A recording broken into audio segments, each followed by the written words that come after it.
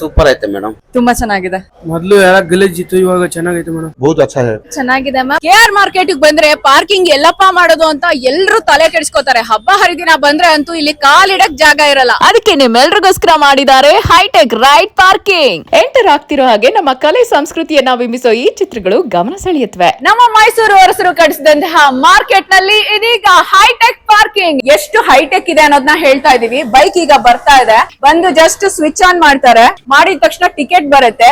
2 seconds ಅಲ್ಲಿ ತಗೊಂಡು parking ಗೆ ಪಾಸ್ ಆಗ್ಬಿಡ್ತಾರೆ. ಈ ಫ್ಯೂ ಸೆಕೆಂಡ್ಸ್ ಅಲ್ಲಿ ಫಾಸ್ಟ್ ಆಗಿ ರೀಡ್ ಆಗತ್ತೆ, ಹಾಗೆ 4 ವೀಲರ್ ಮೂವ್ ಆಗ್ಬಿಡುತ್ತೆ. ಎಷ್ಟು ಗಲೀಜಾಗಿತ್ತು ಅಂದ್ರೆ ಮೊದ್ಲು, ಈಗ ಎಷ್ಟು ನೀಟ್ ಆಗಿದೆ ನೋಡಿ. ಲೇಡೀಸ್ ಗೋಸ್ಕರನೇ ಪ್ರತ್ಯೇಕವಾದ ಪಾರ್ಕಿಂಗ್ ಕೂಡ ಇದೆ ನೋಡಿ. ಏನಾದ್ರೂ ಪ್ರಾಬ್ಲಮ್ ಆಯ್ತು, ಎಮರ್ಜೆನ್ಸಿ ಅಂತೀರಾ, ನೋಡಿ ಇಲ್ಲಿ ಎಮರ್ಜೆನ್ಸಿ ಬಟನ್ ಇದೆ, ಸೈರನ್ ಬಂದ್ಬಿಡುತ್ತೆ, ಎಲ್ಲ ಸೆಕ್ಯೂರಿಟಿ ಇಮಿಡಿಯೇಟ್ ಆಗಿ ಇಲ್ಲಿ ಬಂದ್ಬಿಡ್ತಾರೆ. ಫ್ರೀ ವೈಫೈ ಝೋನ್ ಕೂಡ ಇದೆ, AI CCTV ಸರ್ವೈಲೆನ್ಸ್ ಇದೆ.